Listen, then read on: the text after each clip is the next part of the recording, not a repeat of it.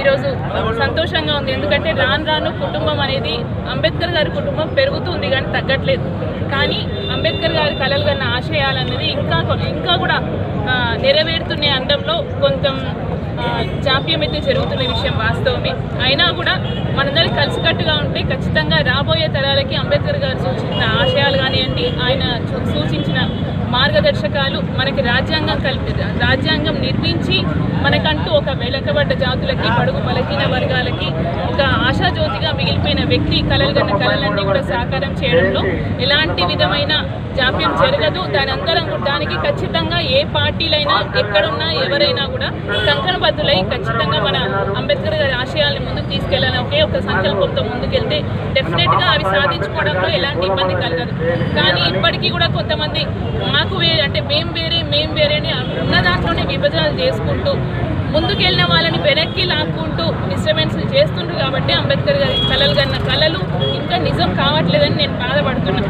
ఎందుకంటే ఇక్కడ మనము అంబేద్కర్ గారి విగ్రహం తీసుకుంటే ఎక్కడో ఎందుకు ఏ ఊర్లో పోయినా ఊరు చివరిలోనే ఉంటుంది, కానీ నడిబొట్టులో ఉంది ఒక గద్వాలు నాకు తెలిసి ఇప్పుడు మనకి. కానీ ఇక్కడ కూడా ఒక 4 సంవత్సరాల నుంచి కాన్సెప్ట్ విగ్రహం పెడతామని మాటిచ్చి అది పోస్ట్పోన్ చేసుకుంటూ ఇంకోరిని పెట్టనీయకుండా చేస్తున్న కొంతమంది అంటే స్వార్థపు రాజకీయాలు అనొచ్చు. ఇది కూడా రాజకీయం చేసుకోవడం అనేది నిజంగా చాలా బాధాకరంగా ఉంది. ఇప్పటికీ కూడా వాళ్ళు పక్కకు జరిగితే మీ కమ్యూనిటీ పెద్దలందరూ ఒప్పుకుంటే మేము పెట్టడానికి రెడీ.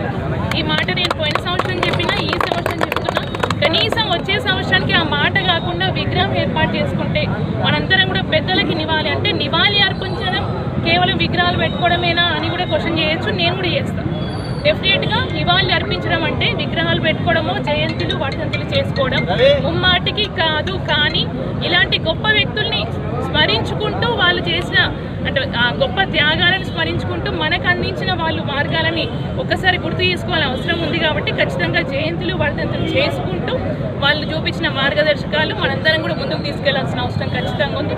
రాబోయే తరాలకి, బడుగు బలహీన వర్గాలకి ఆశాజ్యోతిగా ఇప్పుడు అప్పుడు ఎప్పటికీ కూడా బాబాసాహెబ్ అంబేద్కర్ గారు ఉంటారు. మేము ఈరోజు ఈ స్థానాల్లో నిలబడి హోదాలు అనుభవిస్తున్నామంటే ఖచ్చితంగా ఆయన పెట్టిన భిక్షనే అని ఈరోజు నేను దర్జాగా గర్వంగా చెప్పుకోవడానికి గర్విస్తున్నా. వెనుకబడ్డ జాతుల నుంచి వచ్చిన బిడ్డని. సో డెఫినెట్గా నా అనుకున్న వాళ్ళకి న్యాయం చేసే వరకు కూడా నేను పోరాడతాను. నాతో పాటు మన పెద్దలందరూ కూడా కలిసికట్టుగా ముందుకెళ్తే డెఫినెట్గా రాబోయే కాలంలో మన మంచి రోజులు వస్తాయని ఆశిస్తూ మరొకసారి మనందరికీ కూడా బాబాసాహెబ్ అంబేద్కర్ గారి జయంతి సందర్భంగా శుభాకాంక్షలు తెలియజేస్తున్నాం. జై భీమ్. జై భీమ్.